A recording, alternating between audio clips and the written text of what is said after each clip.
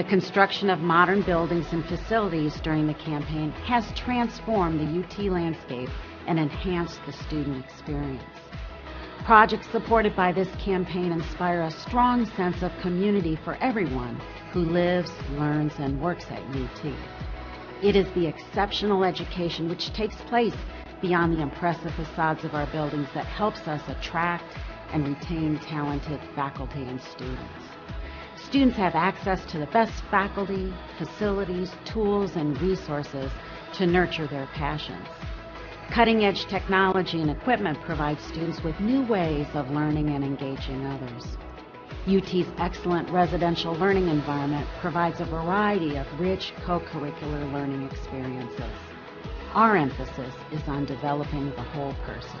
We say we are changing lives to create tomorrow, and we mean it. Every day we stretch to do better, to do more, and to use UT's entrepreneurial spirit to accomplish the most we can.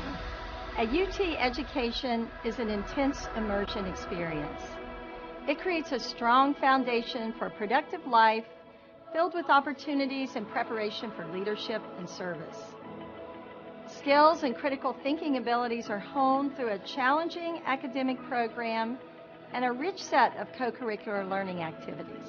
International opportunities play a vital role in preparing UT students to compete in our increasingly global marketplace. The campaign utilizes unrestricted funds to enhance the whole university. These resources allow UT to adapt to changing circumstances and take advantage of emerging opportunities.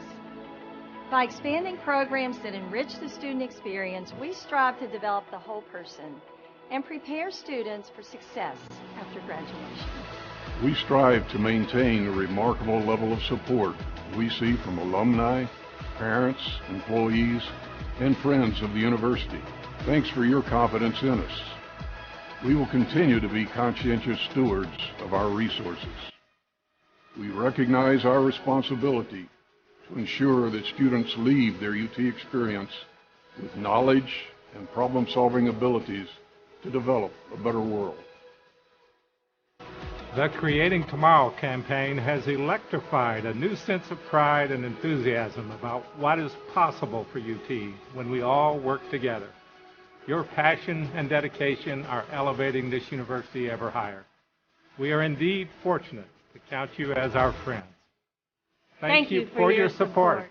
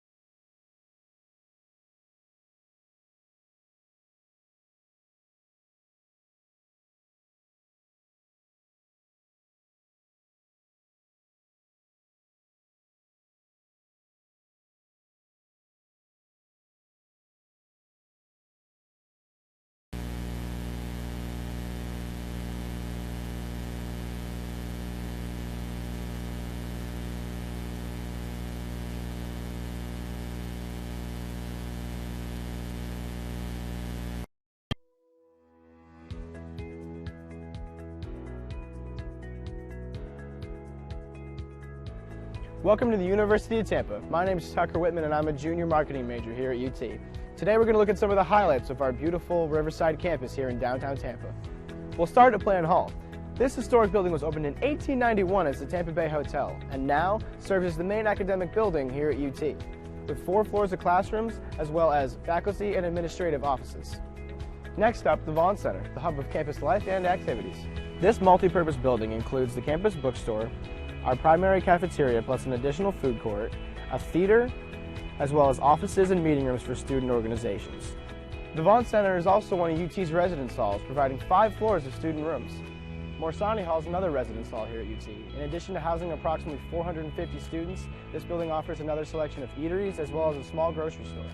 Now let's check out the Sykes College of Business. This academic building houses classrooms and faculty offices for UT's undergrad and graduate business students.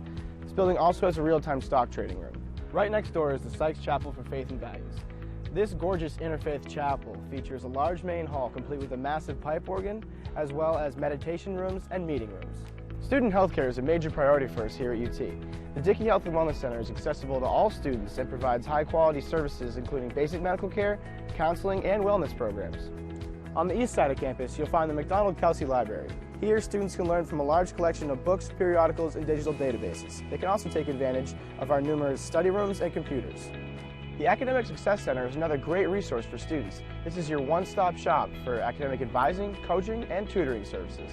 Whether you're a seasoned athlete or just want to shoot some hoops, the athletic facilities here at UT are hard to beat.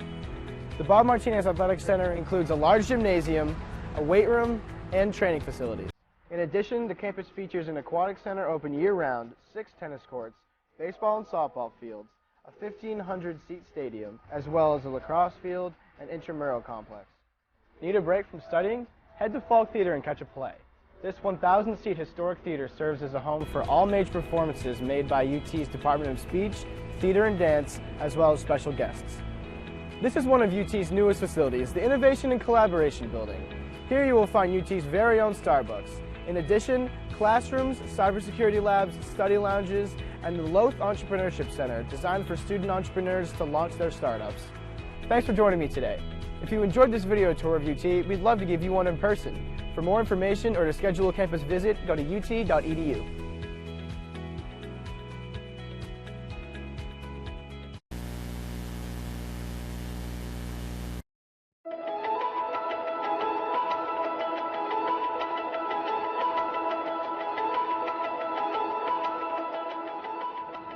There is something electrifying about a vibrant community of learning.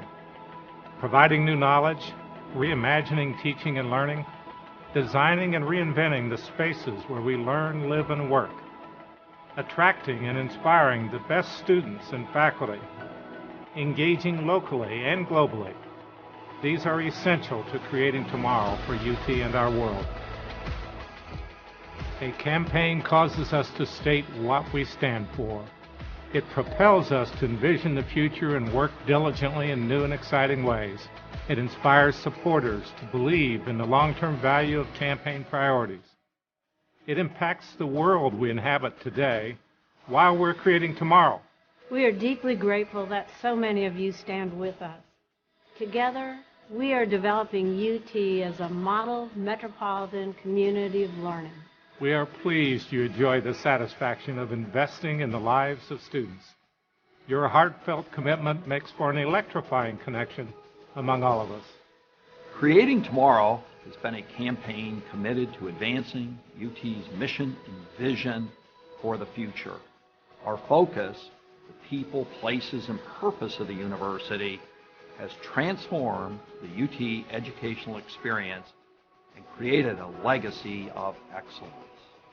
We are where we are today, one of the most exciting times in UT history, because you accepted our challenge.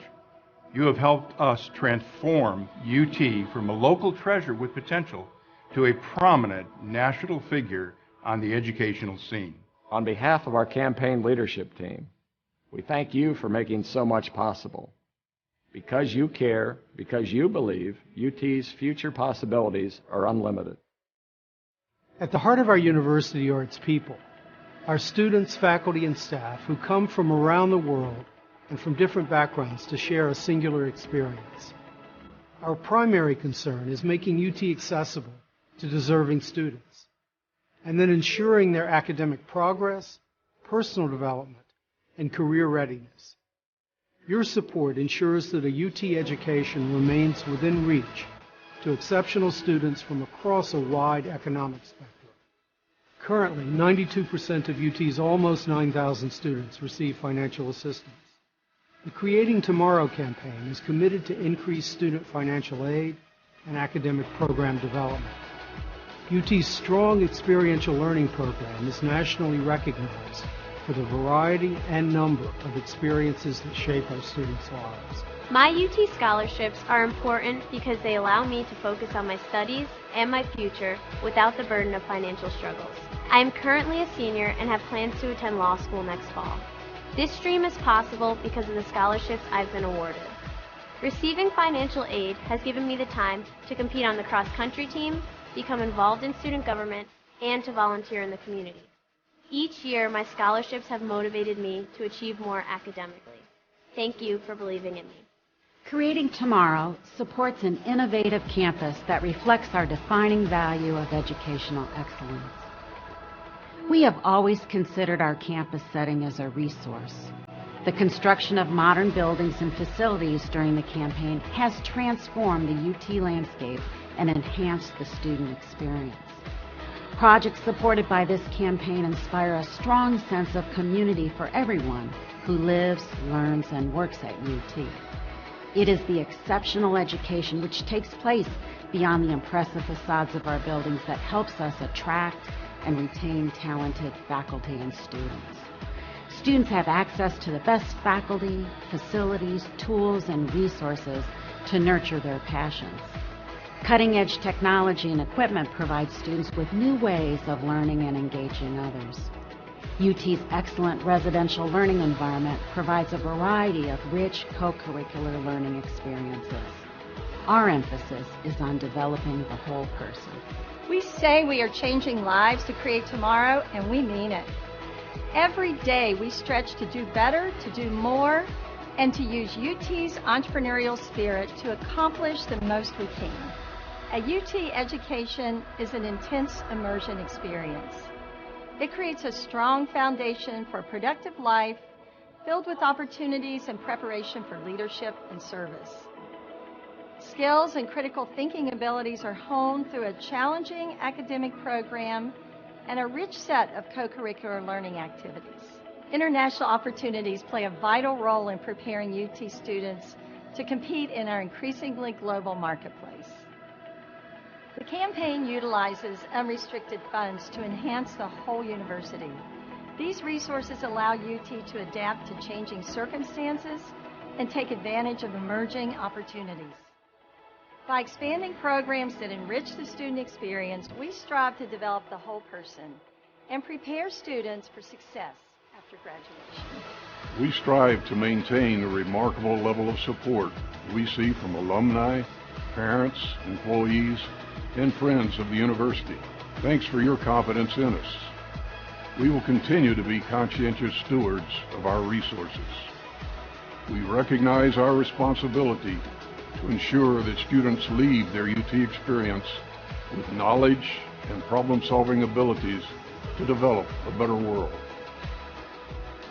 The Creating Tomorrow campaign has electrified a new sense of pride and enthusiasm about what is possible for UT when we all work together. Your passion and dedication are elevating this university ever higher. We are indeed fortunate to count you as our friends. Thank you for your support.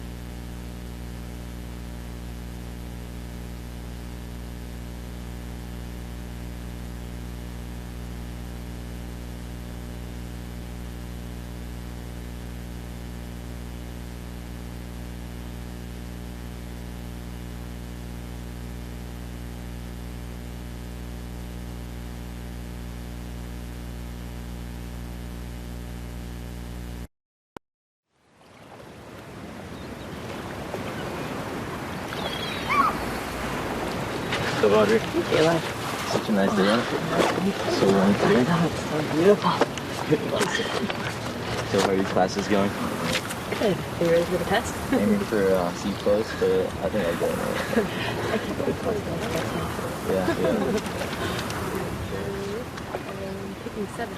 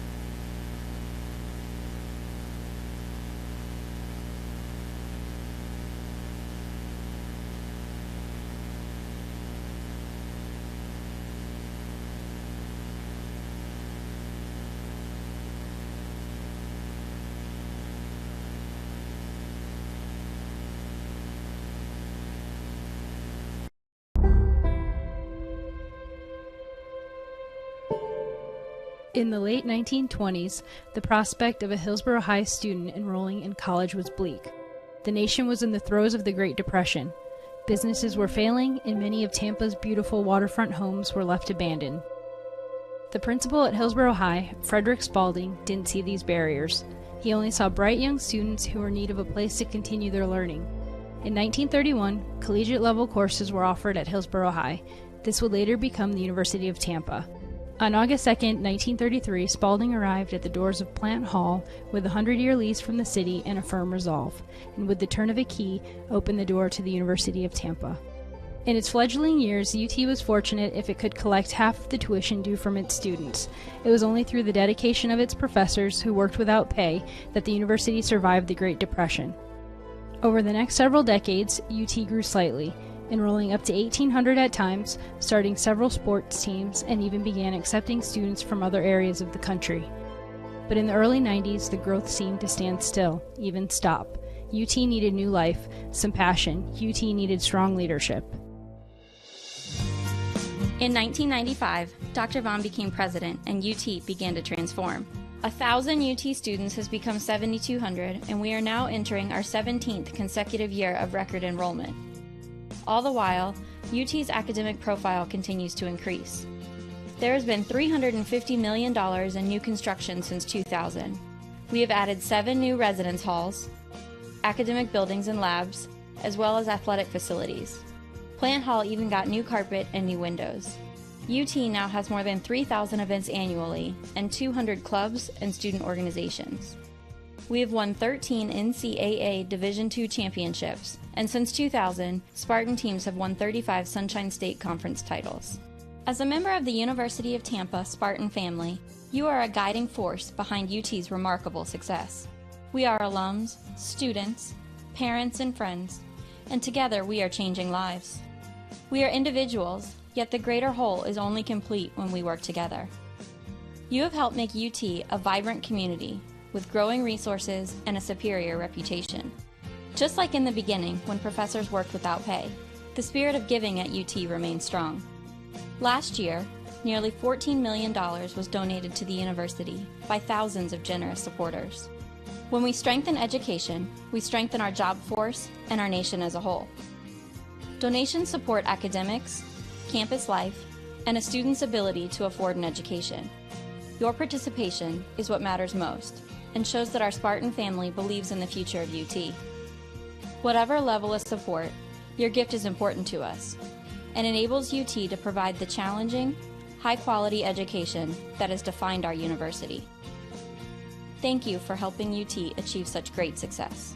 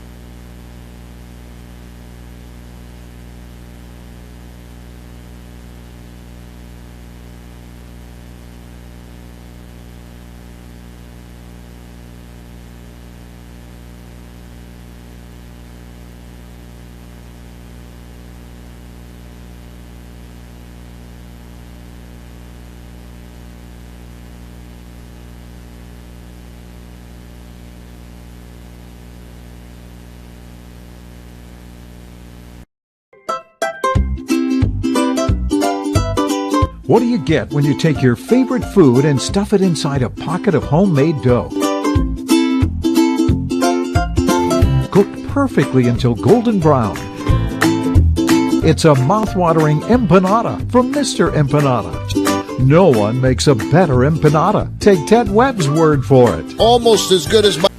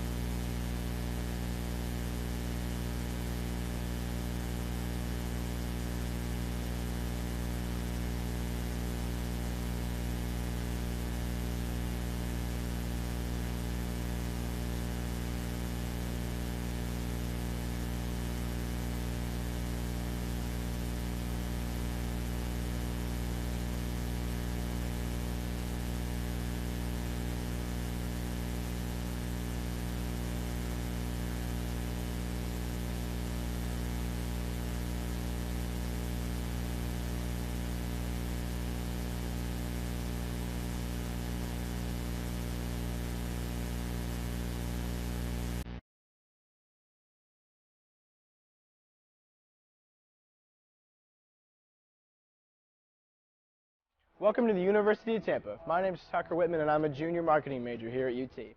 Today we're going to look at some of the highlights of our beautiful Riverside campus here in downtown Tampa. We'll start at Plan Hall. This historic building was opened in 1891 as the Tampa Bay Hotel and now serves as the main academic building here at UT, with 4 floors of classrooms as well as faculty and administrative offices. Next up, the Vaughn Center, the hub of campus life and activities. This multi-purpose building includes the campus bookstore, our primary cafeteria plus an additional food court, a theater, as well as offices and meeting rooms for student organizations. The Vaughn Center is also one of UT's residence halls, providing 5 floors of student rooms.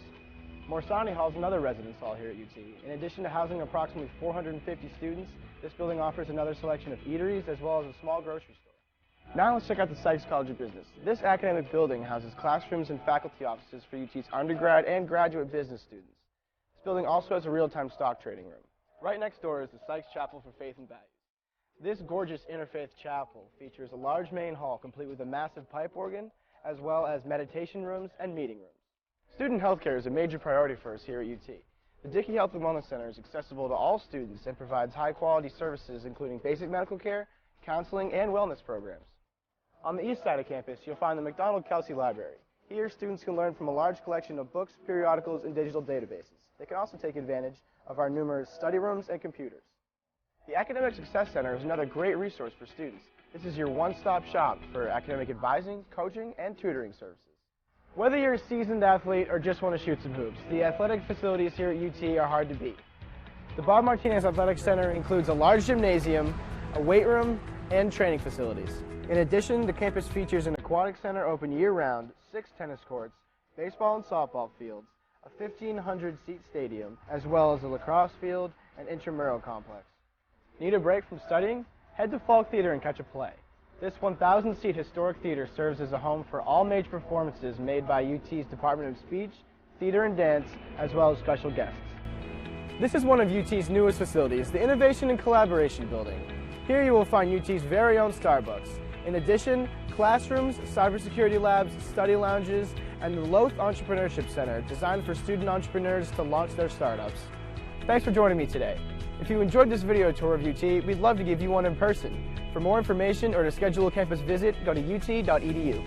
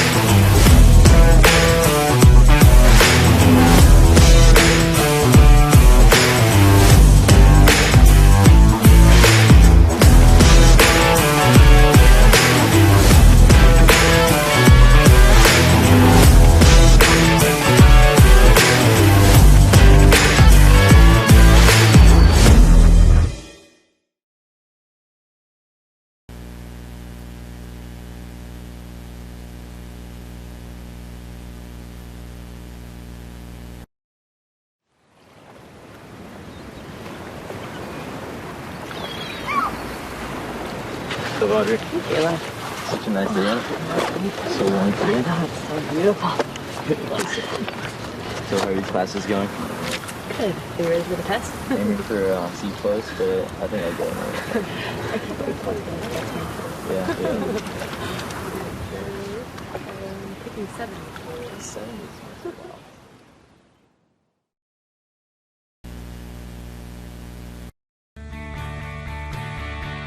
This is the University of Tampa.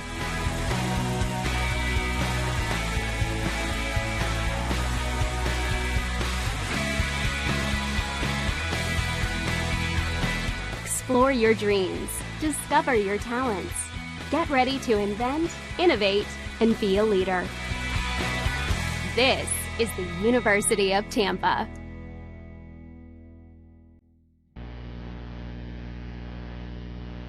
I dream I could buy my way to heaven.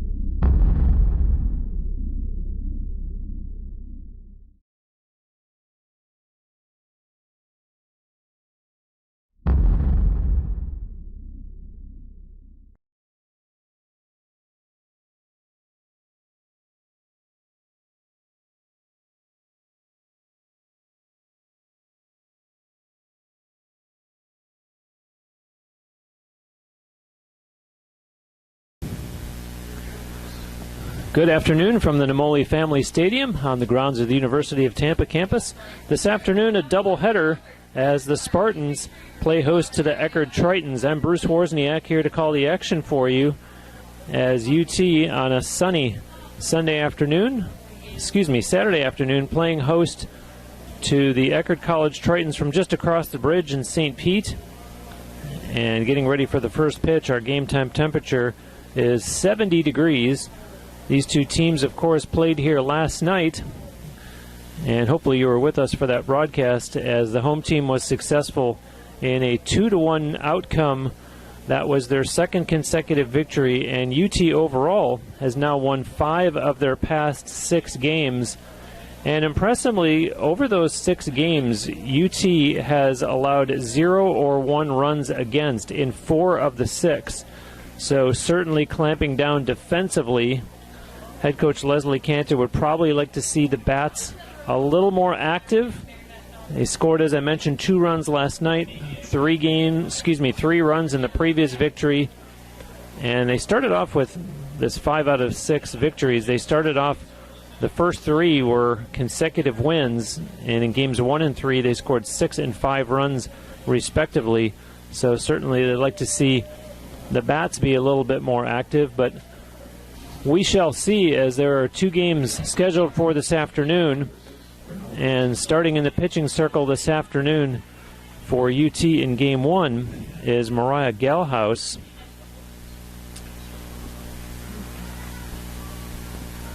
and she's waiting for the all clear as the leadoff hitter for Eckerd, Brenna Lokinski, in the batter's box. And there's the first pitch of the game, fouled on the third base side. Corinne Miner was the pitcher last night for UT, a complete game. You see her over at third in this game one of this afternoon's doubleheader as Galhouse delivers the 0-1, and that one is flown to left field and caught for out number one.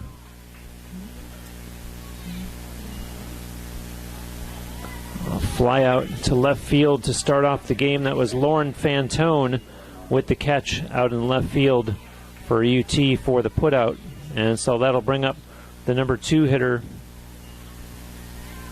for Eckerd, which is Lauren Margolis, and the first pitch on the way to her is called strike one by home plate umpire Steve Lewis. As spectators still coming into the stadium with the game just underway, and the 0-1 finds the strike zone, and just like that, Lauren Margolis finds herself behind already in the count, 0-2.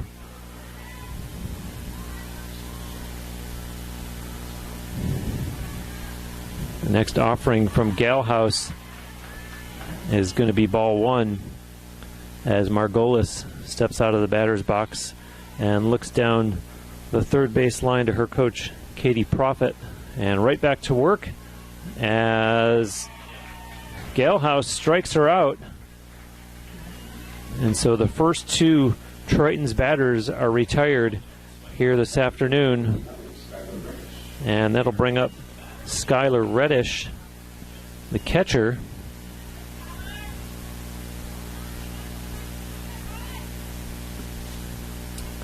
And Eckerd looking to snap what is currently a 3-game losing streak. And they need to get their bats going as well. They have only scored 2 runs over those 3 games combined. As you see the 1-0 from Galhouse. And it's now 2-0.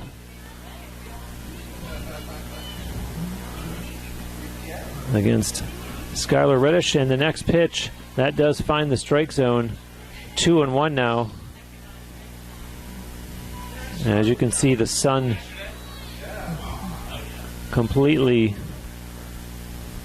lighting the field here, the natural daylight, and a nice sunny Saturday afternoon, a great day to sit here and watch at least 14 innings of softball, or if the home team doesn't bat in the bottom half of the 7th, I guess you could argue 13 innings.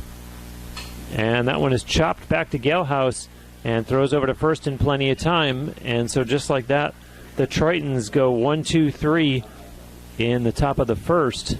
No runs, no hits, no UT errors, and no Tritons left on base. So we will go to the bottom of the first, and the Spartans will get their first opportunity to bat this afternoon.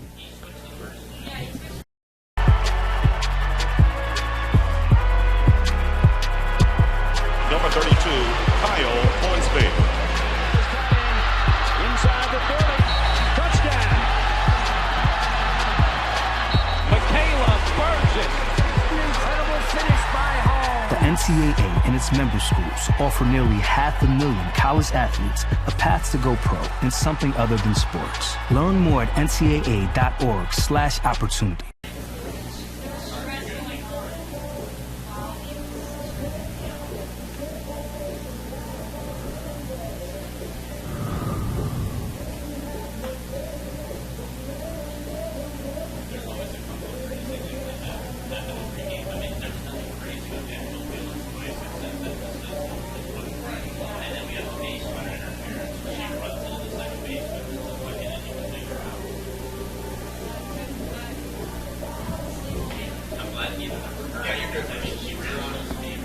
Back here and ready to start the bottom of the first.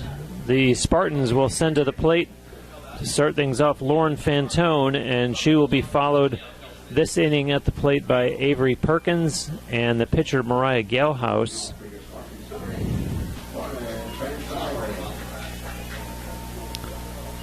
Fantone hitting .286 so far this season. And the first pitch on the way, and curious that Hannah Perkins again gets the start after just having pitched last night here against the Spartans. And her next pitch is outside for ball 2. Last night, Perkins and, as I mentioned, Corinne Miner went toe-to-toe, the pitchers for both teams. And there's one chop foul over towards the Eckerd dugout as the count goes to 2-1. Wouldn't be surprised to see Corinne Miner in the circle for game 2 of this doubleheader for the Spartans, and maybe thought that would have been the case with Eckerd as it relates to Hannah Perkins, but here she is in game 1. And currently a 2-1 count as that next pitch is just on the corner of the strike zone for strike 2.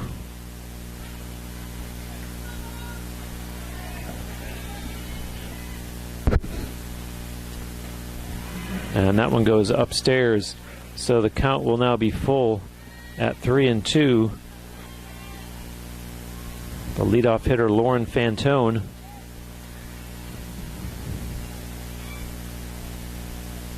swings at that one, flies it to center, and caught routinely out there by Hannah Burge for out number 1.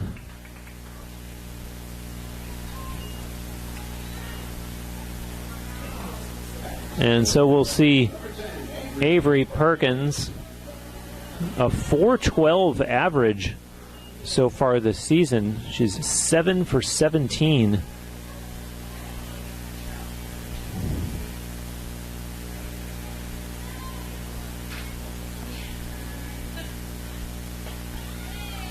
And the first pitch to her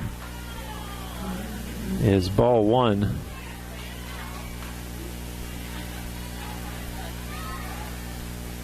Spartans come in with a overall 1-loss record of 6-3. As you see that one go way up high for ball 2.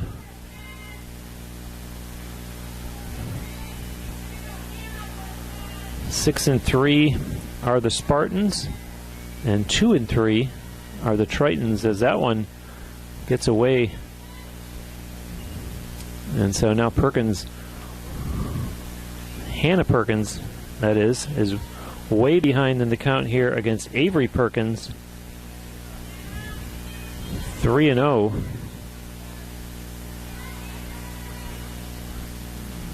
And that one will be ball 4. And so Avery Perkins is the first base runner of the game, period, not to mention for the home team, as she walks on 4 straight pitches. And so this will bring Mariah Gelhaus to the plate. And she, of course, is the starting pitcher in this game.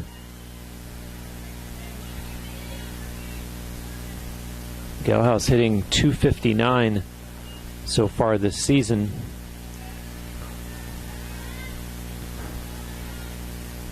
And leads the team with 2 stolen bases so far in 2022. And Avery Perkins, she was ready to run over at first.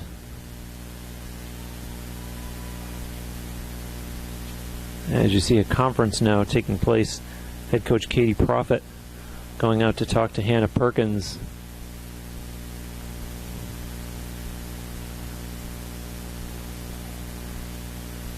And joined there, of course, by the catcher Kayla Hurley.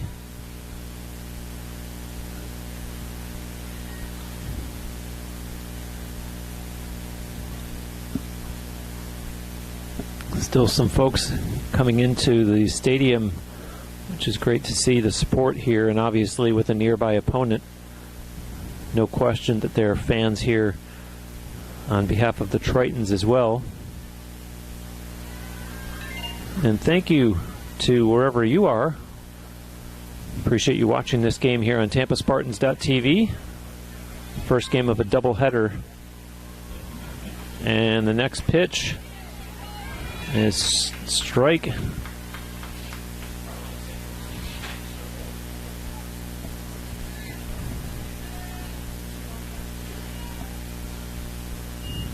And that one is going to drop for a base hit. And so Tampa with runners now on first and second. And it looked like Sarah Sodorakis, maybe a communication issue there between Sodorakis and Hannah Burge, the second base player and the center fielder, converging. And even Brooklyn Cardona came in from right, and the ball just found a spot in between the three of them. And as a result, there's only one away, and runners on first and second for the Spartans. And Corinne Miner, the cleanup hitter for UT at the plate. And Corinne Miner with an impressive .346 batting average so far this season through 9 games. She is 9 for 26 at the plate, has 5 RBI. And we saw her last night with a 2-run double. She provided all the offense that she needed for herself as the game's starting pitcher. And probably got to be licking her lips here, just tasting the opportunity to drive in the game's first run. She puts the ball on the ground, and it's over to third to get the lead runner. And so the Spartans will still have runners at first and second, but it comes in the form of a fielder's choice.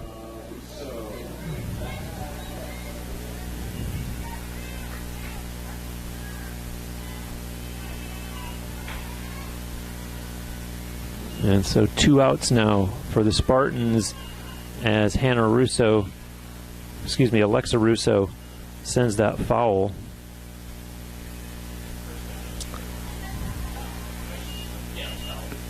Alexa Russo hitting .182 through 9 games so far this season.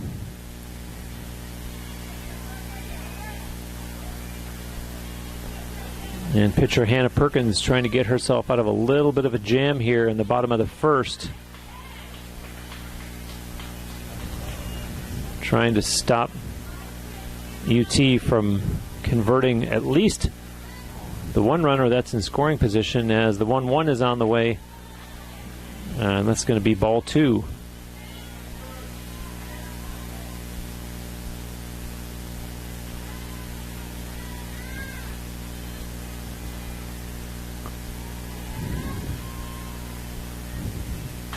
And Russo flies that one to center and caught by Hannah Burge for out number 3.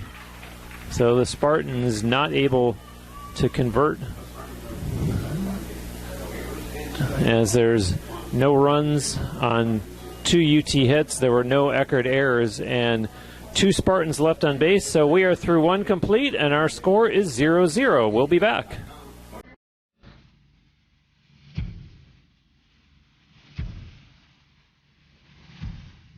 Just another ordinary day at UT.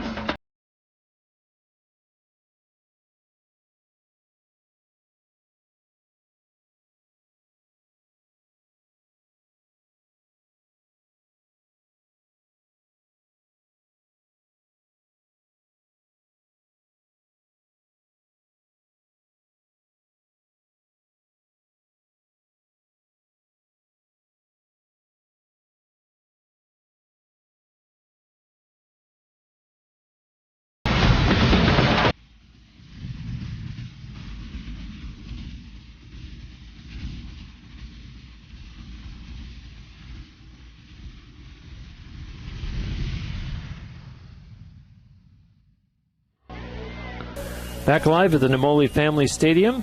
I'm Bruce Wozniak, and the Spartans scoreless against the Eckerd Tritons after 1 inning, as Morale Galhouse gets set to go back to work here from the pitcher's circle. She threw just 11 pitches in the first inning. And let's see how Eckerd does offensively here. As you see, the first pitch on the way for strike 1. And the batter is Kayla Hurley. She is hitting in the cleanup spot here in game 1 of this doubleheader, and the next pitch called ball 1.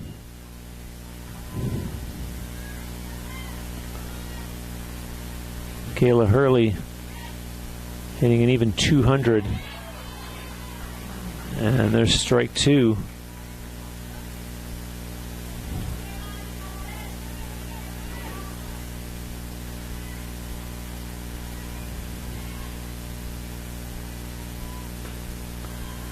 And that one's outside for ball 2.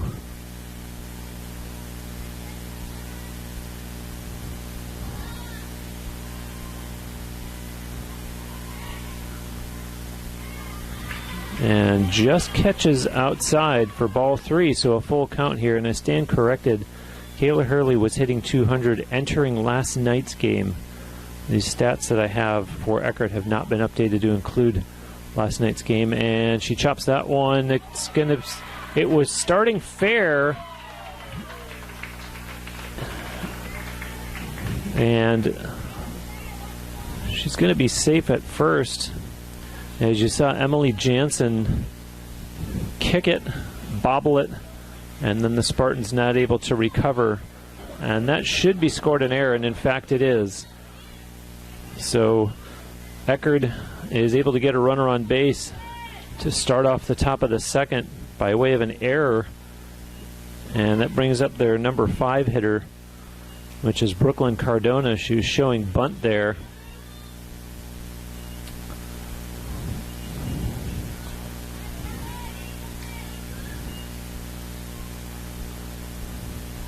Showing bunt again and lays it down nicely. Galhouse, and over in time to Emily Jansen for out number 1, but of course they do get the runner moved up to second. And when the bats are going silent the way they have been for the Tritons, everything is a moral victory in the sense of that error, if that's what it takes to get someone on base, and now the fact that you're able to move her up, albeit at the expense of an out, but a nice sacrifice bunt there indeed, as the Tritons find themselves with a runner in scoring position here in the top of the second.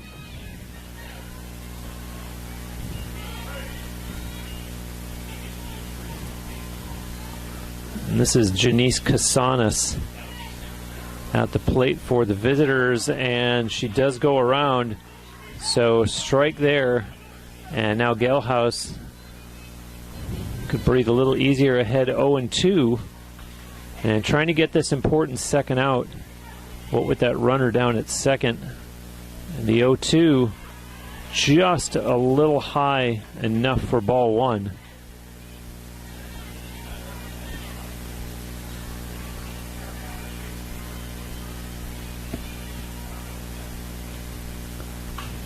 And chops that one back to Galhouse, who looks at the runner at second, and they're able to make the tag. So 2 outs, and as important, it's the lead runner that's the out, as the tag was applied by the shortstop Steph Ballmer on Kayla Hurley.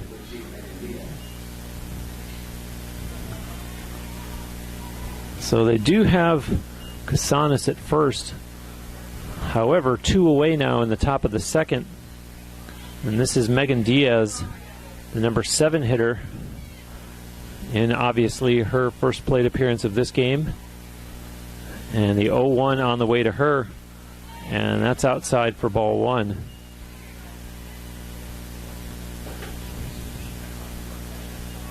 Megan Diaz, a freshman from Miami.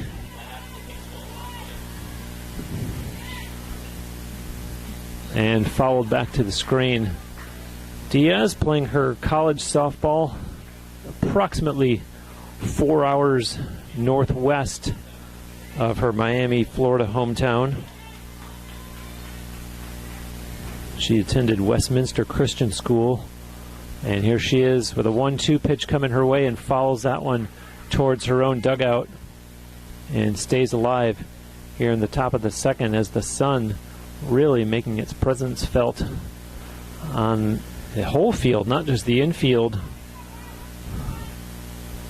Be curious to see if some sunglasses get broken out here this afternoon by the infielders, if not some of the outfielders as well. As I'm looking to the outfield, and Spartans center fielder Lily Keister using her glove to shield her eyes from the sun. And now the 1-2 on the way from Gelhaus, and swung on and missed. And so Diaz goes down as the second strikeout of the game for Gelhaus. So there was no runs, no hits, one Spartan error, and one runner left on base. So we are through 1.5, and we'll be back right after this.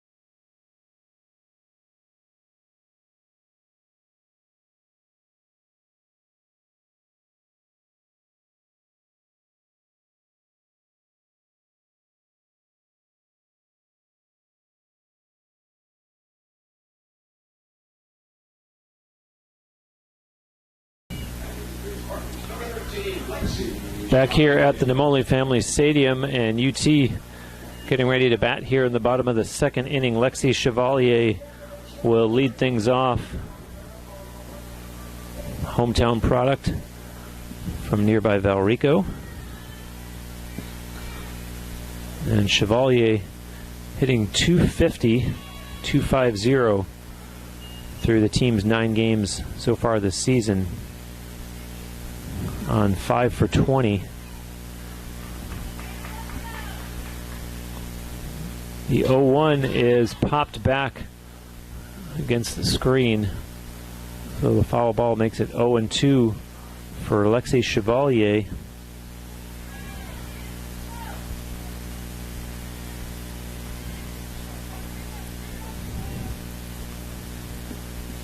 Chevalier, the sophomore, is catcher in this game and follows that next pitch back to the screen and stays alive here against Hannah Perkins in the bottom of the second.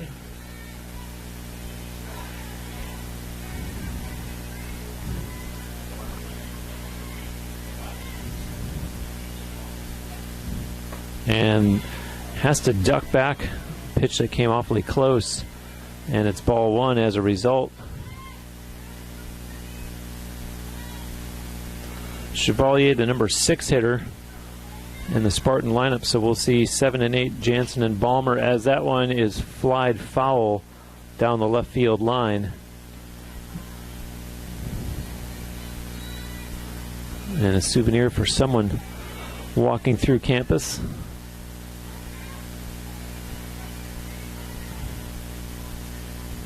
Now the 1-2 from Hannah Perkins. And Chevalier pops that one foul, and that goes out of play. No opportunity over there for Lauren Margolis, the first base player. So Chevalier hanging in there. Hannah Perkins, we mentioned on last night's broadcast, very, very economic with her pitches. And there's one that's going to be a base hit. Chevalier should be able to get at least 2 and is there now. And they'll hold her up for a double. A well-struck ball by Lexi Chevalier to left center field. And the Spartans open the bottom of the second with a runner already in scoring position. And a good at-bat by Lexi Chevalier as she's finally able to put one in play after fouling some off to both sides of the field. And sets things up nicely for Emily Jansen. And the first pitch to Jansen is ball one. Emily Jansen hitting .238 so far this season. And smacks that one. That's going to be a base hit as well. And a nice single for Jansen as Chevalier comes home. And she's out at home plate. And Leslie Cantor, the coach of Tampa, not happy at all with that call and voicing her displeasure to the home plate umpire as Lexi Chevalier tried to score. Now, mind you, it does result in Jansen ending up at second base, but at the expense of the first out of this half inning. So some excitement there, but not the way that the home crowd would have liked to have seen it go, as you see a strike called there against Steph Ballmer. So now Ballmer shoots one right back to Hannah Perkins for a line out.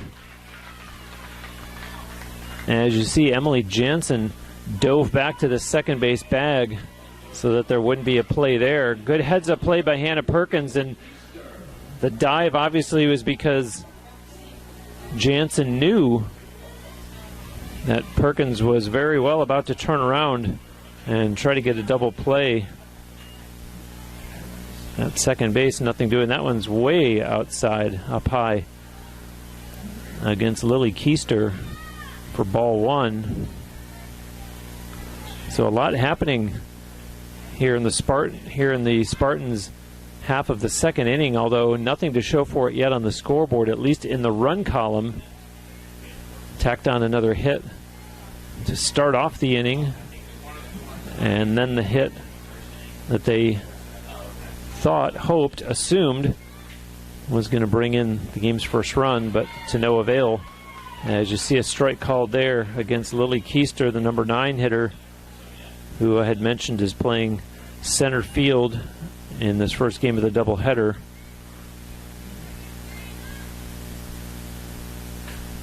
And that one's fouled over towards the Spartans' dugout. Keister has only had 2 at-bats in 4 games played so far this season, and hitless in those couple of at-bats, and sends another one foul, and that one goes beyond the Spartans' dugout. As I see a couple of folks walking around on campus over in that area that just might find themselves a softball to pick up as they pass by. And now the 1-2 on the way, and fouls that one off as well. Lily Keister hanging tough here in the bottom of the second inning. Lauren Fantone, the leadoff hitter in the on-deck circle, hoping to get an opportunity to bat here. And of course UT hoping to get a run across, if not moved up to third, as Jansen continues to stand optimistically at second base. As you saw, another one fouled off.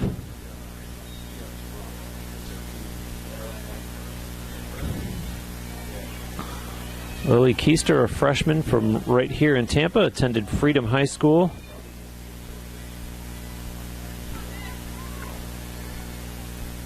One of 3 left-handed bats in the UT lineup in this first game of the doubleheader.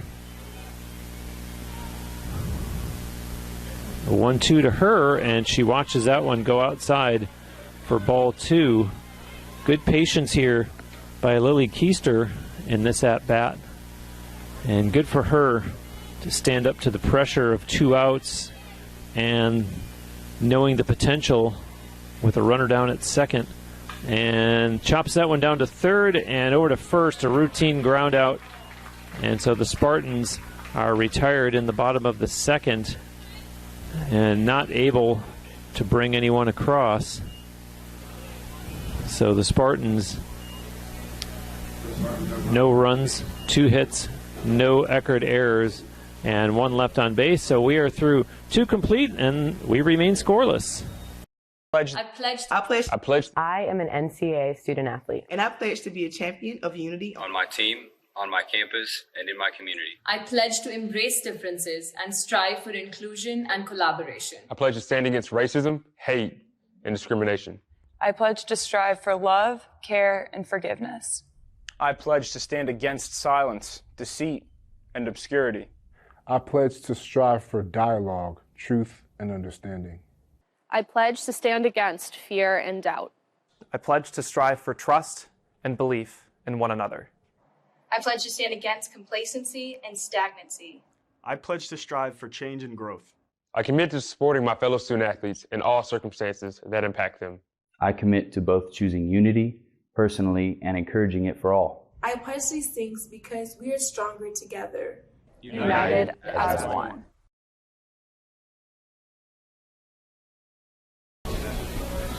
Back live with you here. I'm Bruce Wozniak, and these teams have absolutely come to play this weekend. We saw a game here last night. Hopefully you watched our broadcast. The Spartans won it 2-1. All 3 runs by the 2 teams combined came in the first inning, and then they really bared down in a defensive battle the rest of the way, and here we are through 2 complete, and no runs on the board for either team yet. As it's Sarah Soterakis leading things off for the Tritons here in the top of the 3rd. Strike 1 to her. Soterakis, the number 8 hitter. She is the second base player in this game. And Mariah Galehouse deals an 0-1, and strike 2 called, and that looked like a sinker. That fooled Soterakis. Worked to perfection by the freshman Mariah Galehouse. And looking down, and yes, gets the confirmation from Peter DeRosa. Steve Lewis, home plate umpire, rings up the strikeout. And Galehouse now with 3 strikeouts through 2 1/3. And so that will bring up the center fielder, Hannah Burge. And strike 1 to Burge, another Miami, Florida product.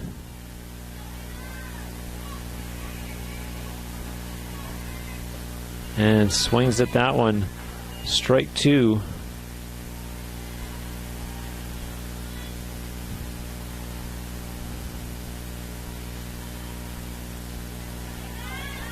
Galehouse strikes her out on 3 consecutive pitches.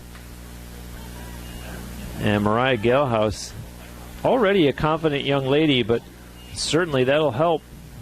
And as I mentioned last night, this starts to get into the heads of the athletes when the bats aren't working, and all of a sudden you run into, in the case of Corinne Miner last night, Mariah Galehouse this afternoon, a pitcher who's really finding her groove, and you start scratching your head to say, what do we have to do to get on base? In the case of the last half inning, it was, we'll take it if it means an error, but they'd certainly love to see base hit after base hit to create some offense, as that one is rolled to Galehouse and flips that one very easily over to first. And just like that, the side is retired.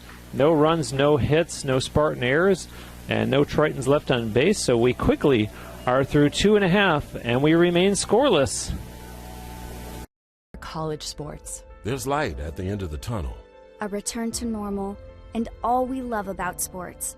You've instilled resilience, focus, and selflessness in us. We've put those lessons to work. We've found strength and unity in each other. You continue to take us places we never imagined. You bring out the best in us. So when we look forward, we see the light at the end of the tunnel. We see a better world for all of us and for college sports.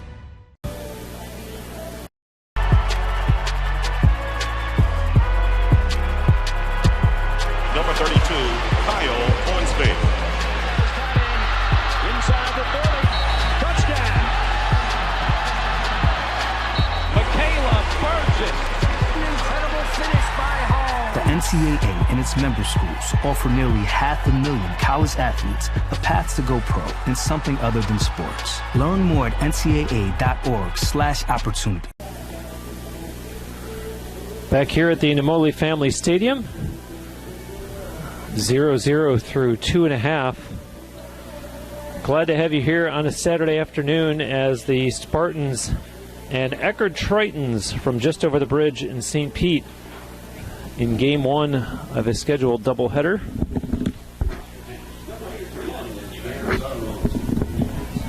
Spartans have their 1, 2, and 3 hitters coming to the plate here in the home half of the third. Lauren Fantone, the left fielder, leading things off.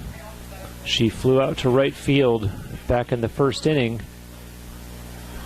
And Hannah Perkins, pitch count of 40 through the first 2 innings. And this could turn into a reversal of what we saw last night, where it was the home pitcher, in the case of last night, Corinne Miner, who threw over 100 pitches, as that one's fouled down the first base line. Count goes to 1-1. And Hannah Perkins last night, a very, very efficient pitch count. And so far this afternoon, the tide has turned. And it's Perkins, who, as I mentioned, had thrown 40 pitches coming into this inning. As you see, another one fouled off. And Galhouse especially, wow, in that last half inning that we just saw here, the top of the third, retiring a batter on 3 straight pitches, getting a routine grounder. Be something to keep our eyes on. I mentioned last night that there are scores of people out there that don't like getting caught up in statistics, but I mentioned the relevancy of pitch count as it relates to fatigue, and that one is chopped and it stays fair, and they're going to send her to second. Fantone in there standing up, and now going for 3, and a play at third and a collision. And she is safe. And as importantly, well, now they're going to give her home plate. And so Fantone allowed to come around due to the collision. And so the Spartans, and again, not to imply that the Spartans have been the hottest hitting team, they too will take them any way they can get them. And in that case, Lauren Fantone. So a triple and then interference, they'll call it, that allows her to score. And some discussion down at first base. Eckerd coach Katie Profit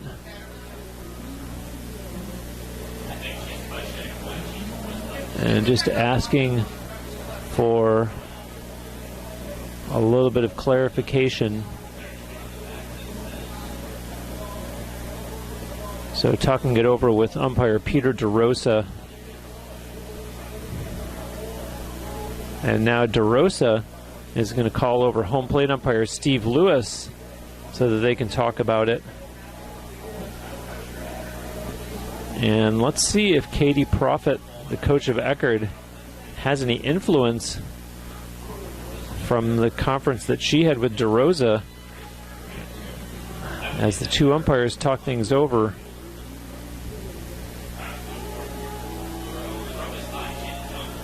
And when this all resolves itself, Avery Perkins will be the batter for the Spartans.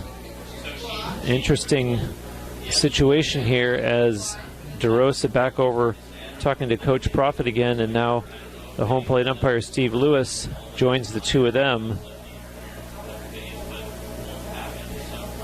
And meanwhile, Avery Perkins confidently strides to the plate saying, this is going to resolve in our favor. I'm ready to go. Let's resume the game. And mind you, worst case scenario, if it doesn't quote unquote go in their favor, it would simply mean that the Spartans would have a runner at third instead of a run up on the board. But it looks like they're going to leave things as it was originally called. So Katie Profit not successful pleading her case. And so it does go down as the Spartans' first run of the game, the game's first run, period. And now play resumes, and that one's popped just beyond the infield and caught by Megan Diaz for out number 1.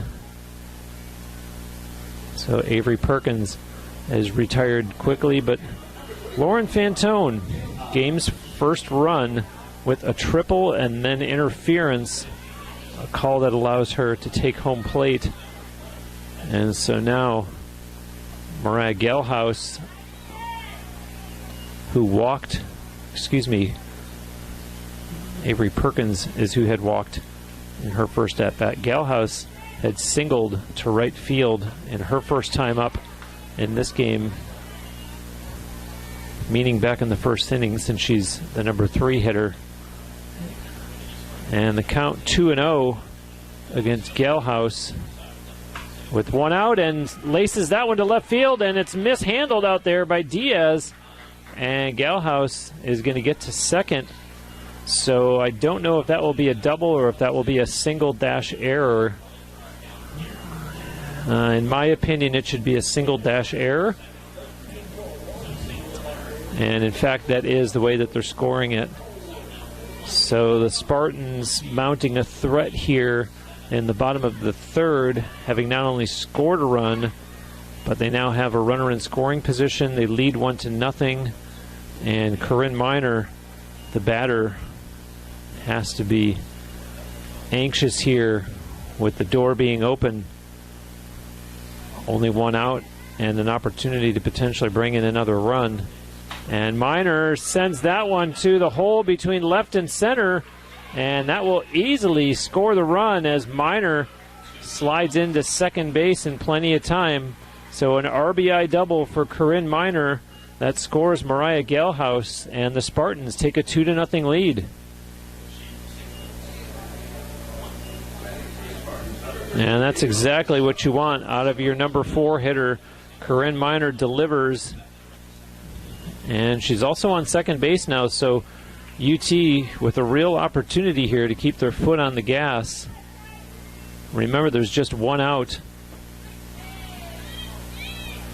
And the batter now is Alexa Russo. She flew out to center field back in the first inning. And Russo sends that one out of play behind the Eckerd dugout, and it lands and stays on top of the Eckerd dugout.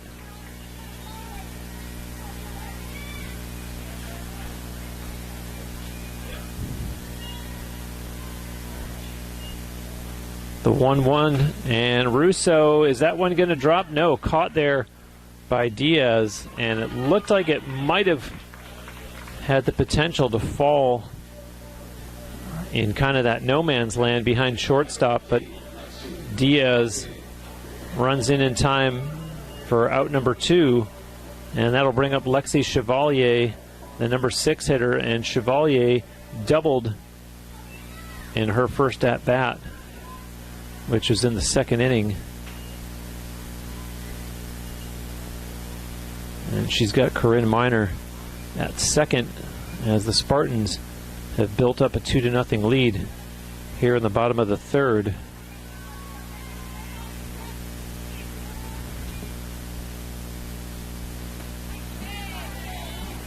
And just catches enough for strike 1.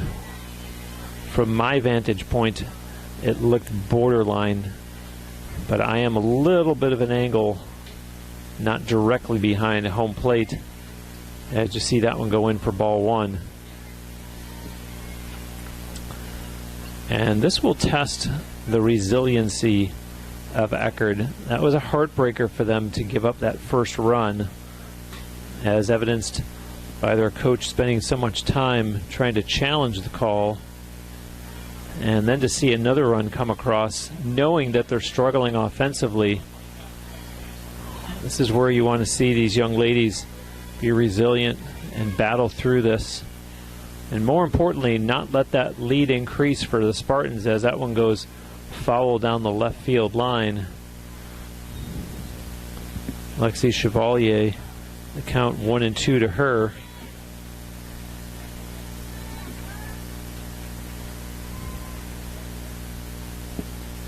Spartans up to 6 hits in the game now. And Chevalier, another one very high, way out of the stadium, and I see that one bouncing almost near a couple of cars and near the parking garage. Really sailed that one extremely far out of play. And now sends that one fair back to right field and caught for out number 3 by Brooklyn Cardona, but not before the Spartans do some damage as they get 2 runs on 3 hits. There were 2 Triton errors and 1 runner left on base. So we are through 3 complete, and the Spartans lead it 2-0.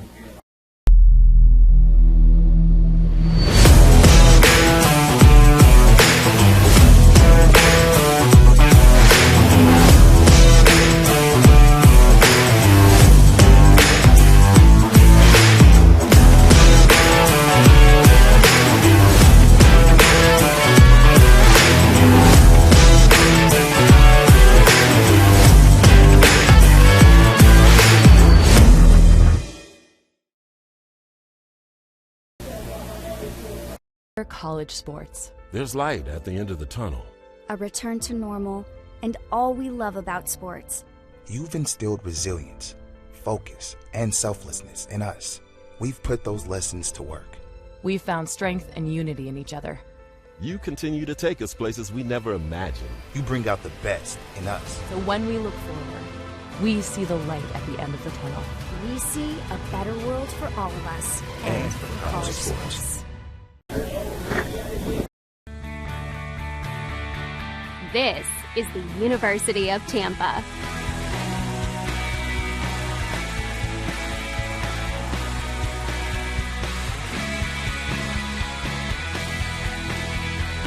Explore your dreams, discover your talents, get ready to invent, innovate, and be a leader.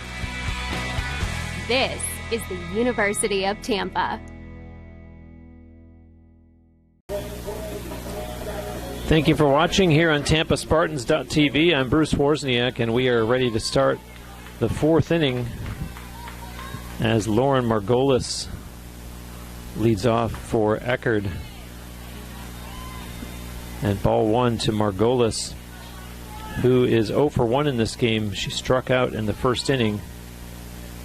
One of 4 strikeouts on the afternoon thus far for Mariah Galhouse.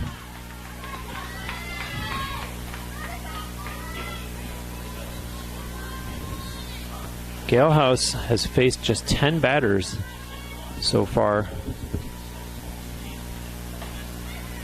And that one's right down Main Street for an emphatic strike call.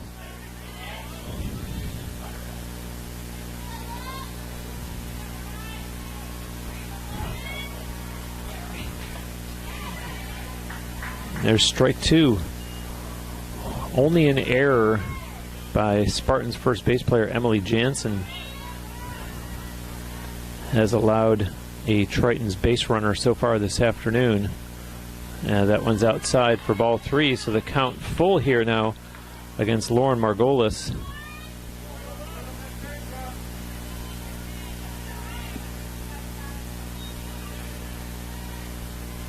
Galehouse full count pitch is foul tip. So Margolis lives to see another pitch in this at-bat.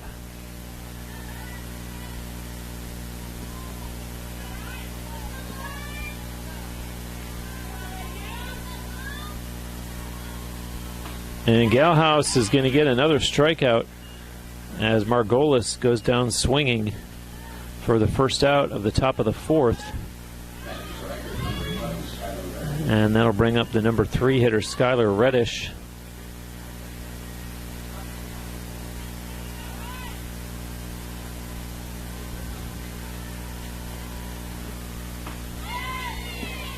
Strike 1 to her. Skylar Reddish grounded out to Mariah Galhouse back in the first inning.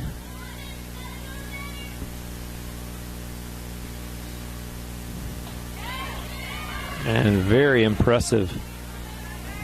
Galehouse really in control here. 0-2 against Skylar Reddish. And chops that one, nicely played. And over to first in plenty of time. Textbook job there defensively by Alexa Russo, second base player. The assist put out by Emily Jansen. And so that'll bring up Kayla Hurley, the Triton's catcher in this first game. And she watches the first pitch go in for strike one. Kayla Hurley is that only player that has reached base so far in this game for Eckerd. That Emily Jansen error came in the second inning.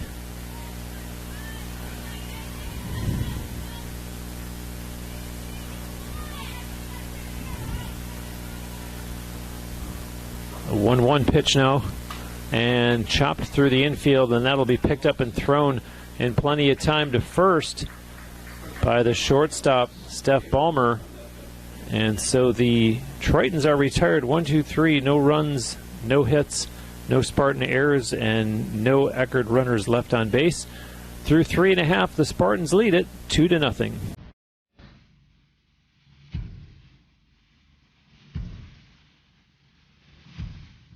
Just another ordinary day at UT.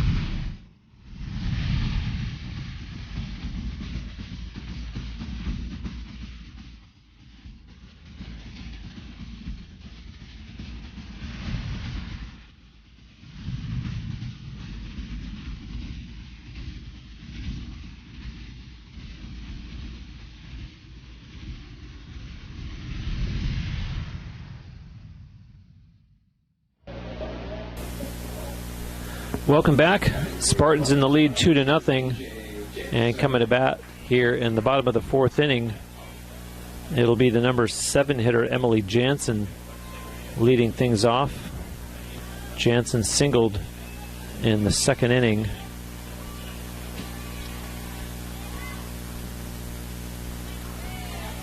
And that'll be strike one to her. Emily Jansen, a grad student from nearby Lutz, and that one goes foul over towards the bullpen area.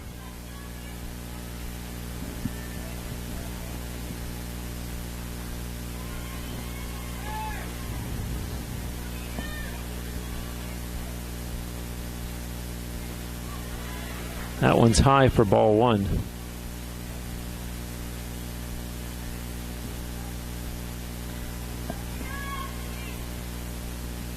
The 1-2, and that one's outside.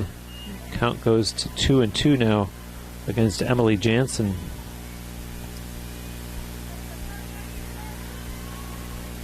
A good turnout here for this game this afternoon. Always great to see the fan support. And that one is sent foul as well.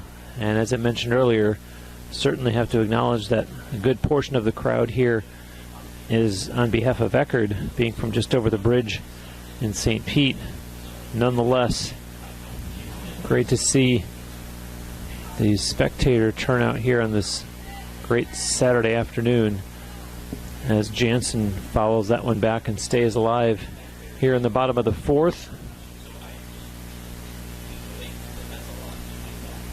And in the on-deck circle, Stephanie Ballmer. And that one flown to the outfield, and ranging over to make the catch in left center is Hannah Burge for out number one. Jensen gave the ball a good ride. but Jansen will make the long trot back to the dugout and give way to Stephanie Ballmer. And this afternoon, Steph Ballmer is 0 for 1 so far, having lined out to the second base player in the second inning. As you see her showing bunt there and fouling it back to the screen.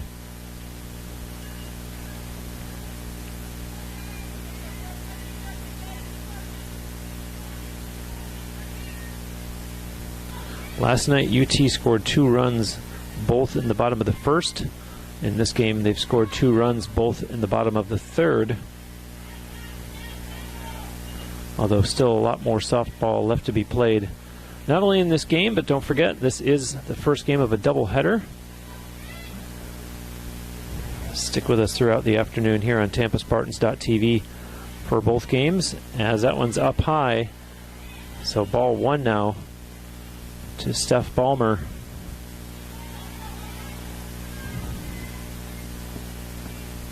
And the sophomore steps back into the batter's box, and Hannah Perkins delivers, and that one is caught. A nice diving play over at third base. Great play by Janice Casanas.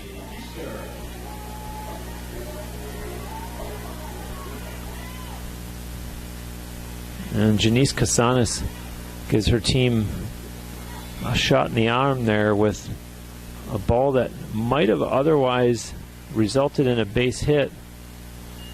Granted, Steph Ballmer would have had to have beaten any kind of throw that might have been made over to first in time, but Casanas negated the need for such.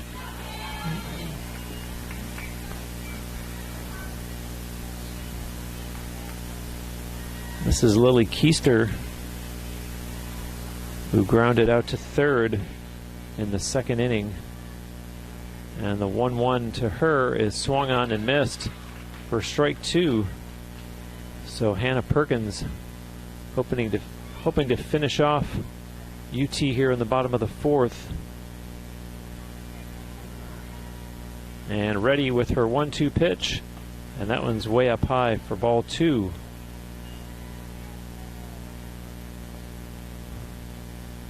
Lily Keister, the number 9 hitter. So Lauren Fantone, the leadoff, over in the on-deck circle, hoping to get her chance here in the fourth. And that one's a foul tip back to the screen.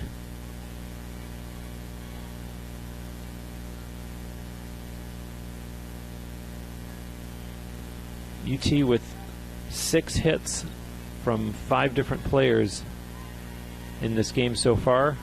The 2-2 on the way, and chopped down to second and over to first in time for out number 3. So the Spartans, no runs on no hits. There were no Eckerd errors and no runners left on base. We are through 4 complete. Spartans lead it 2-0.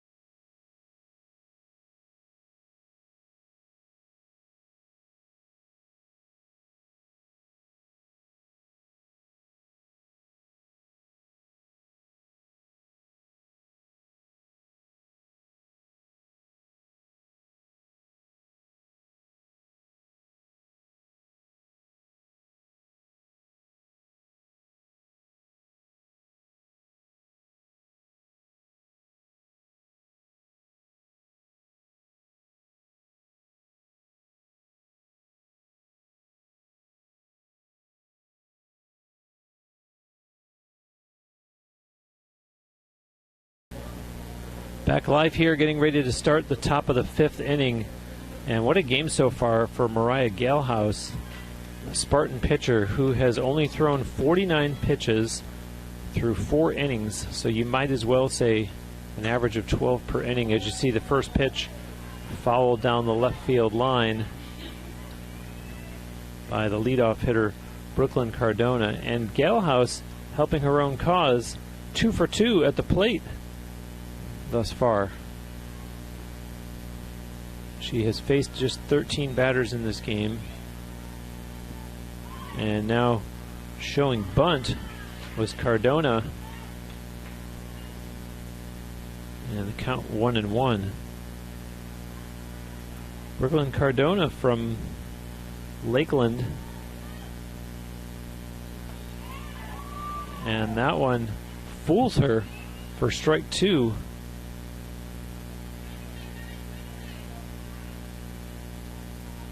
So the count now 1-2. Galhouse gets the sign from Chevalier, and that's going to be fouled over towards the Spartan dugout.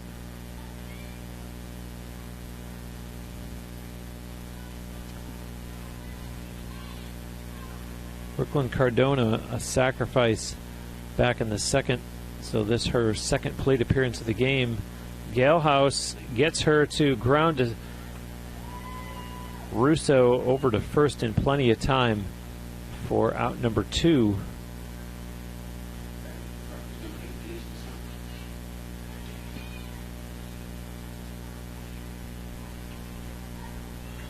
And that'll bring up Janice Casanas.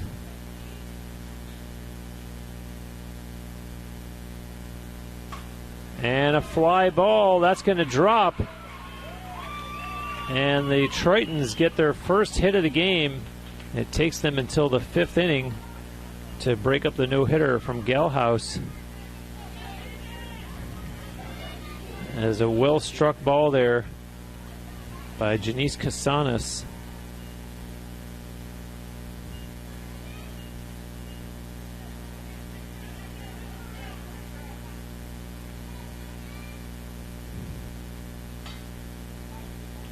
And a foul ball there by Megan Diaz. I believe I said 2 outs. I apologize. 1 out so far in this inning.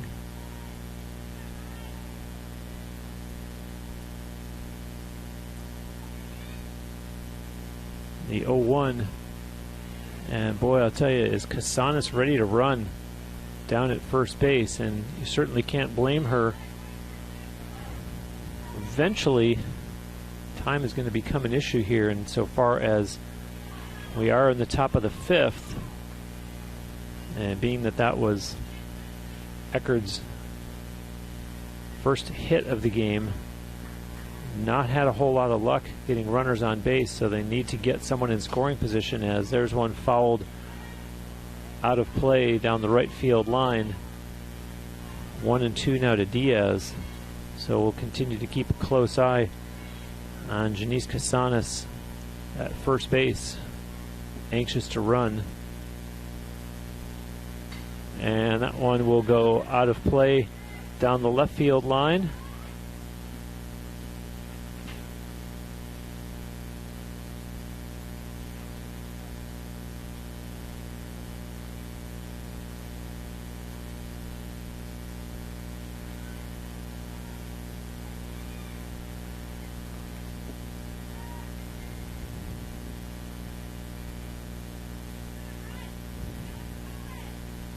No doubt a need for a good number of additional softballs, with as many as have been put out of play in this game. And there goes another one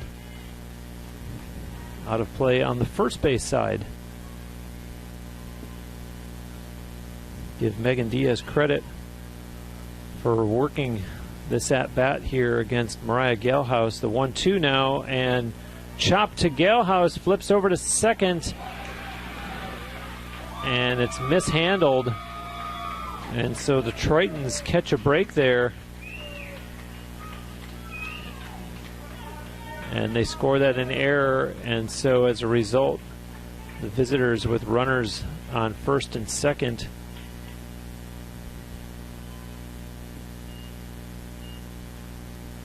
and so head coach Katie Profit wants a minute to talk to her next batter, which is Sarah Soterakis.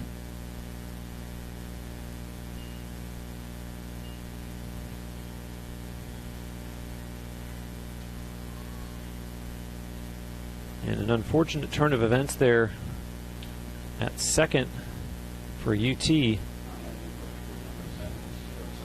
Sotorakis struck out in her only plate appearance so far in this game back in the third inning. And so, could we see a changing of the guard here? Only one out, and Eckerd finally mounting something of a threat. Runners on first and second. And again, you'll take him any way you can get him. It doesn't matter if it's through errors, walks, hit batsmen, and obviously the one hit that they did get. Both teams with 2 errors each in this game thus far. And there's one rolled to short, flipped over to second, and over to first in time. Double play. And great defense by the Spartans there to bounce back after the unfortunate error. And they stave off any threat just that quickly by Eckerd. And so now we are through 4.5, and the Spartans hold on to their 2-0 lead.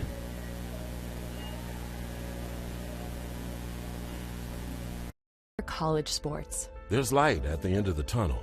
A return to normal, and all we love about sports. You've instilled resilience, focus, and selflessness in us. We've put those lessons to work.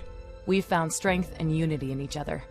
You continue to take us places we never imagined. You bring out the best in us. So when we look forward, we see the light at the end of the tunnel.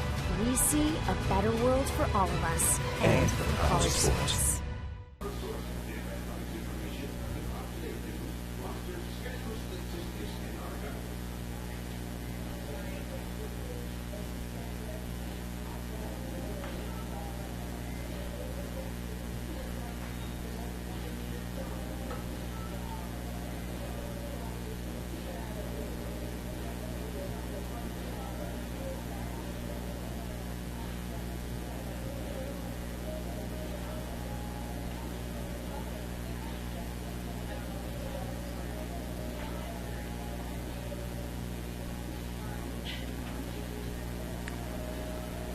Back live here at the Namoli Family Stadium, and the home team with a 2-0 lead over the visiting Eckerd Tritons.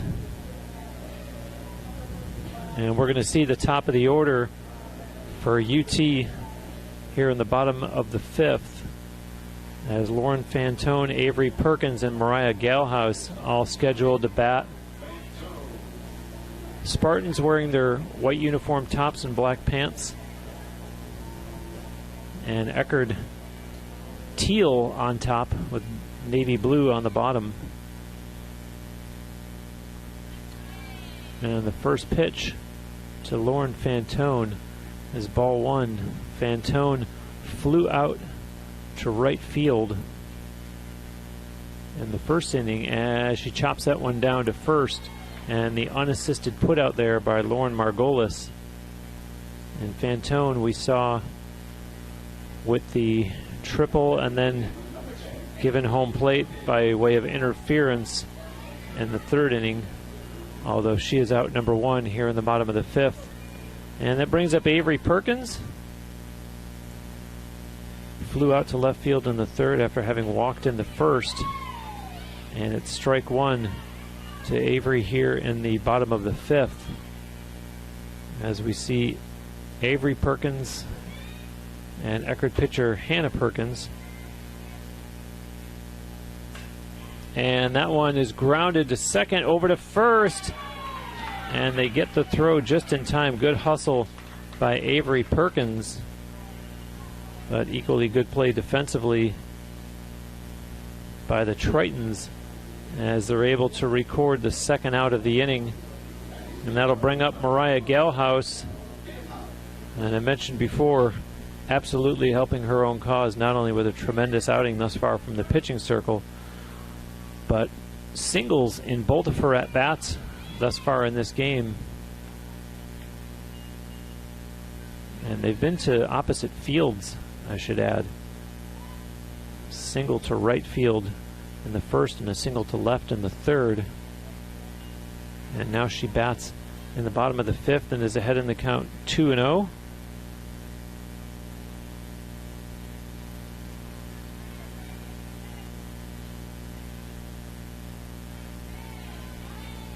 and that one just catches the corner enough to satisfy Steve Lewis and his strike zone.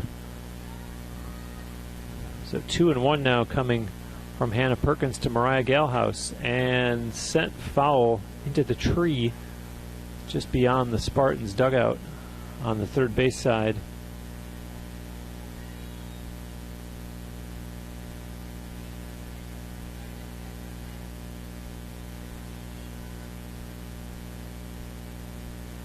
Perkins winds, delivers, and Galhouse, she'll go 3 for 3, and this one's going to be at least 2 as she goes in standing up. Wow, Mariah Galhouse, what a game.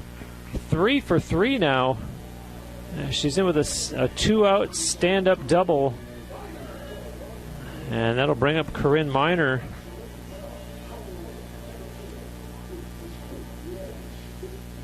Miner hit into a fielder's choice back in the first inning, and then had an RBI double in the third. And here she is with a runner in scoring position again, now in the fifth.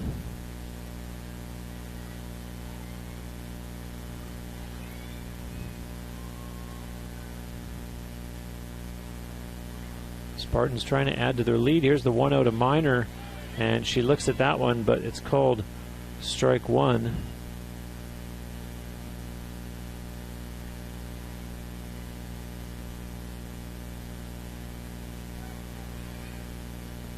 And the next pitch coming, and Miner looks at that one also, and this time gets ball 2.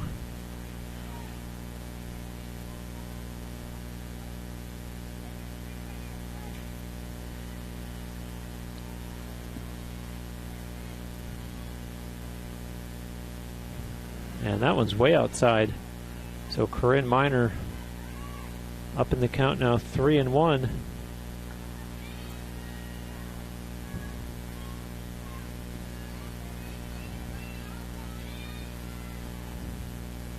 And Miner blasts that one deep to left field, and at the warning track, caught for out number 3 by Megan Diaz. A well struck ball by Corinne Miner.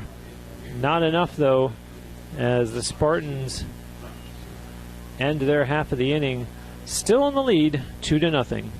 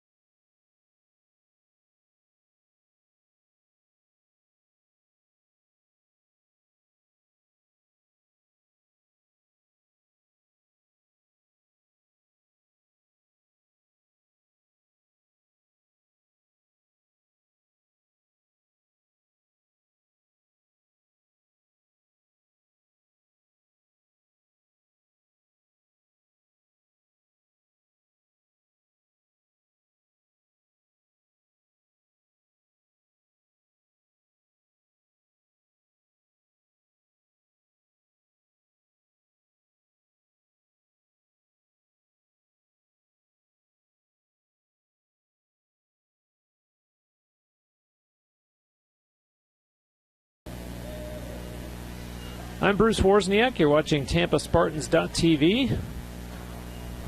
UT with a 2-0 lead through 5 innings. And don't forget that we've got another game between these two teams coming up. Scheduled doubleheader. And a bunt laid down nicely, and Corinne Miner fires that one over to Emily Jansen for out number 1. Hannah Burge dropping that bunt. Unsuccessful, however, as there's one away here in the top of the 6th.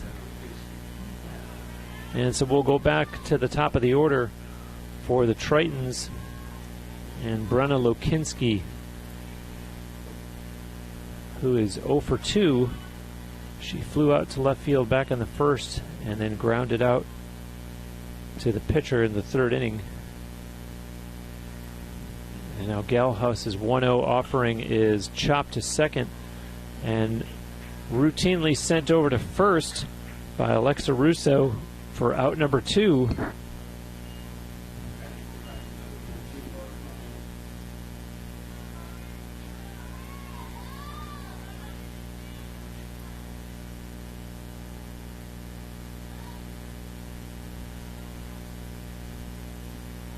Lauren Margolis, the batter in the first pitch to her, is going to be strike 1. Margolis 0 for 2 in this game, has struck out in both of her plate appearances.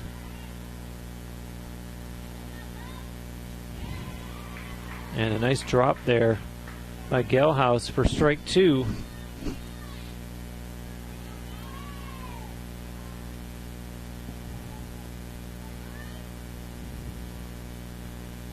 That one outside.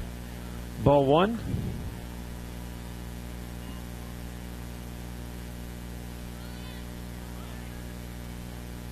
Lauren Margolis, who attended Miami Palmetto Senior High, and has the 1-2 that she chops directly to Emily Jansen for the unassisted putout for out number 3. So very quickly the Tritons go down. 3 up, 3 down in the top of the 6th. No runs, no hits. There were no Spartan errors, and no Tritons runners left on base through 5.5. It's 2-0 UT.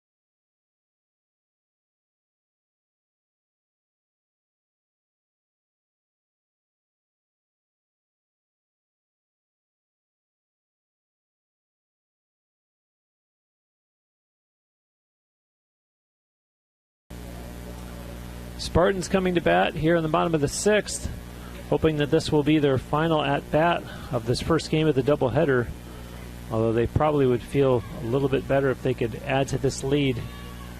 2-0 they are up, as the first pitch to Alexa Russo is ball 1. Alexa Russo 0 for 2 thus far. And that one's way outside for ball 2. She flew out to center field in the first inning, and then a line out to left in the 3rd. And up in the count here, 2-0. Hannah Perkins winds, delivers, and that one's going to be sent to right field and caught out there by Brooklyn Cardona. And I saw the reflection off of her sunglasses I mentioned earlier in the broadcast. The way that the sun had really made its presence felt here in the stadium, and I wondered at that point, would we see some of these athletes break out their sunglasses? And Brooklyn Cardona, figuratively speaking, raises her hand and says, yeah, I'll do it. Helped her there for the first out of the 6th inning.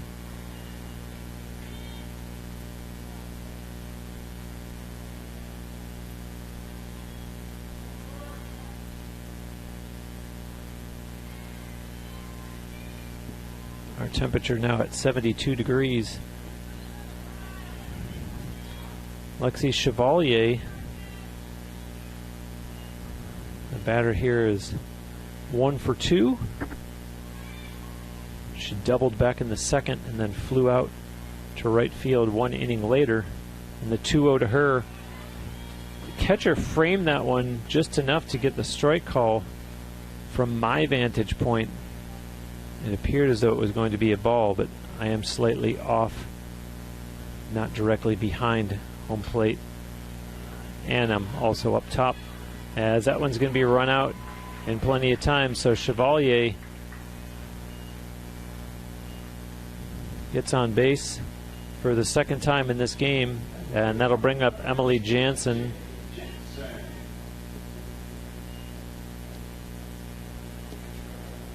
And as I look down from the press box, I see the Spartans making the move for a pinch runner, as Mackenzie Allen will come in to run for Chevalier.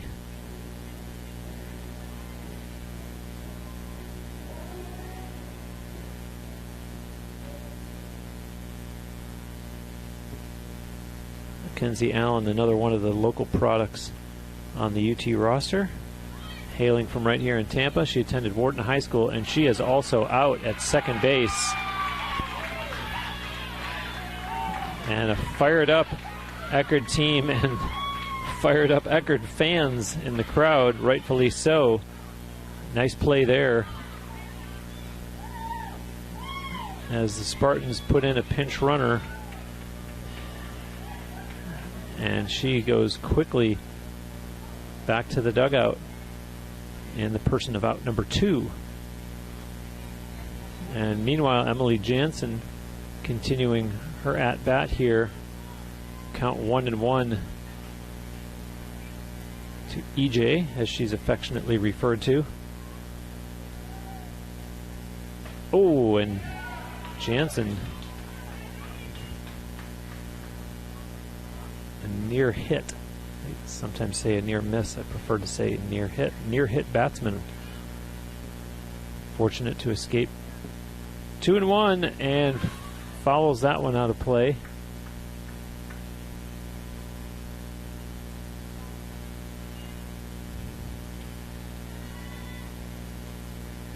UT up to 8 hits in this game.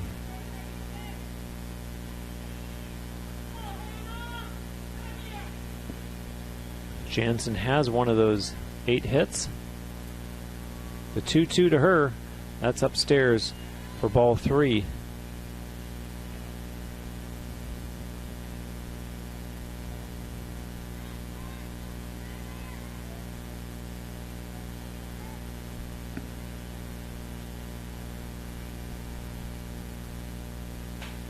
And a shot there, base hit, well-placed ball by Emily Jansen to keep things alive here for the Spartans in the bottom of the 6th.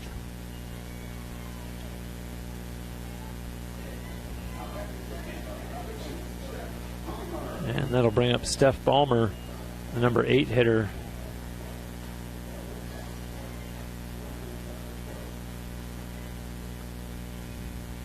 Steph Ballmer 0 for 2 so far in this game, and sends that one out of play.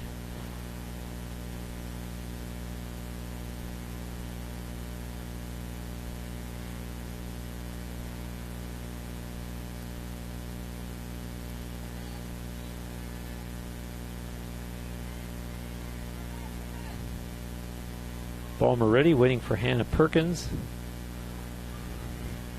And now she winds, delivers the 0-1, and that one's going to be popped back against the screen as well. 0-2 now to Ballmer. And this did, by the way, end up being the reverse of what we saw last night. Hannah Perkins, her pitch count is now over 100.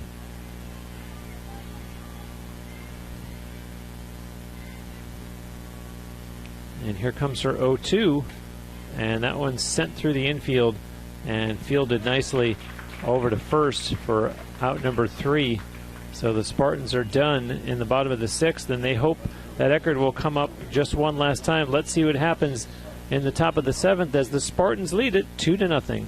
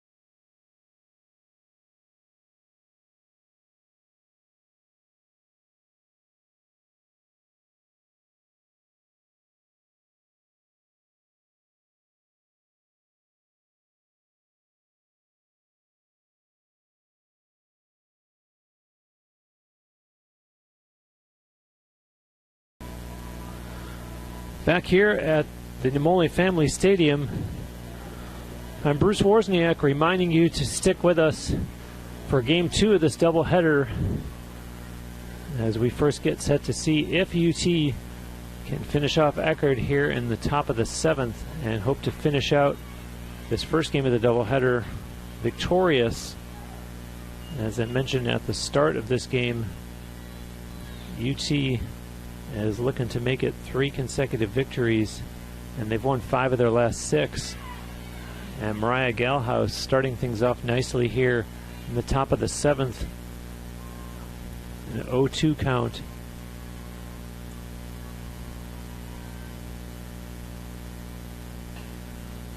And that one's fouled off by Skylar Reddish, who is 0 for 2 in this game.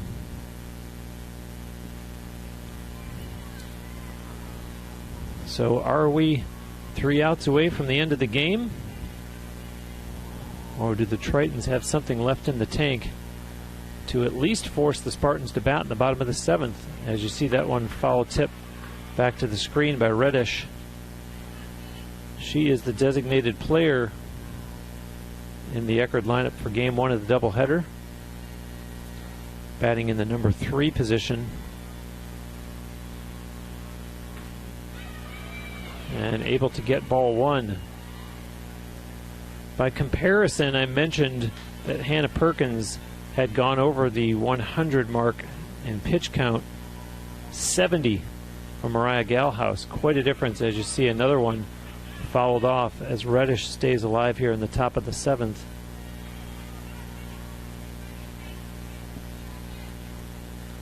Mariah Galhouse has faced just 20 batters. And she records strikeout number 6. And the 20 batters, I should say the difference in 2 between it only being 3 per inning, which would have been 18, is because of 2 Spartan errors.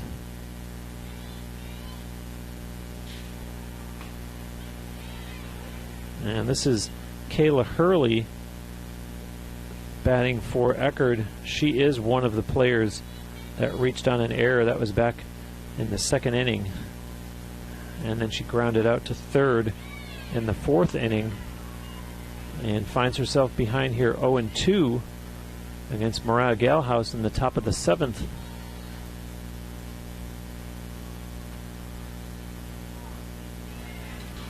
And strikeout number 7 for Galhouse as down goes Hurley. Pitch that absolutely fooled her, as I'm pretty convinced that Hurley thought that that was a ball. And so the last hope for Eckerd is Brooklyn Cardona, and Cardona fouls off the first pitch.